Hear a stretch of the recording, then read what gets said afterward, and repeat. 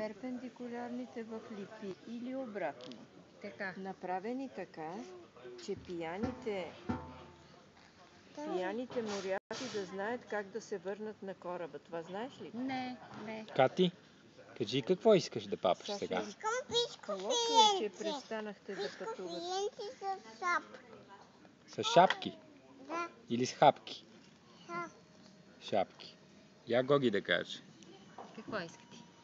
Гоги, какво ще папа сега? Ще папа пълен кашкавал. Добре, я сега да видим Вона какво ще папа. Казанлъшка. Какво беше? Наденички. Наденичка. Така, и мами. Мама ще папа пилешка каварма в омлет. А беба? Аз няма И да кажа първенка. какво ще папам.